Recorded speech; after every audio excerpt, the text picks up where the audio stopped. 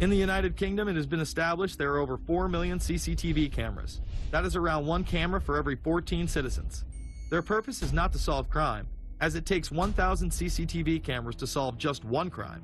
It is to create a tattletale society in which everyone is under constant surveillance by the state and those around them. The company Internet Eyes is now paying people to log on to the internet and watch CCTV cameras in real time as they turn in criminals for cash. Families deemed by the state to be unfit in England have now been put under 24-hour CCTV supervision in their homes. This program has plans for 20,000 families in England, which is to double in the next 2 years. Your every move in both your home and the outside world is under constant surveillance by a criminal elite who operate above the law. As we are constantly under the microscope, their activities remain in the shadows. Obama extended diplomatic immunity to Interpol with Executive Order 12,425, further empowering criminal behavior within our own government. Many people are aware that the Bush administration engaged in warrantless wiretaps on American citizens.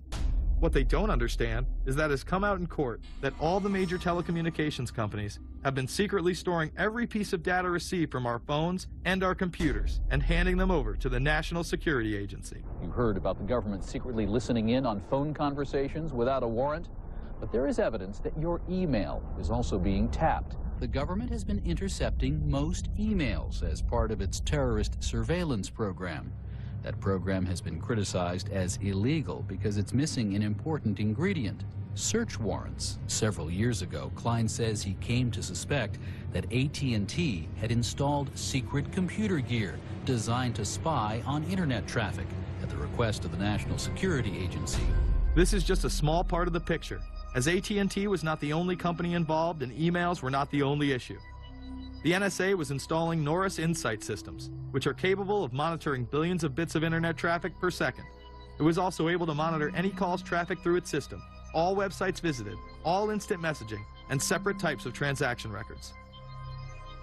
The secret room at AT&T contains gear which enables the government to look at every individual message on the internet and analyze exactly what people are doing. Here's another document. It mentions a company called Narus.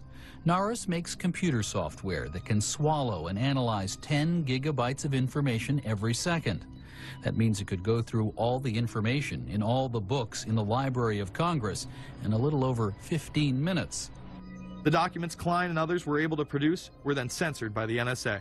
Bankston isn't allowed to talk about the documents in detail. The government has since had them sealed, but he says what is in there boggles the mind.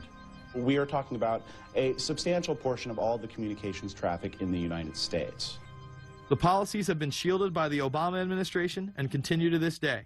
Attorney General Holder has publicly stated lawsuits be thrown out of court, and after several attempts, Klein and other cases were thrown out as well, once again citing the national security of what used to be a constitutional republic, not a massive corrupt slave state.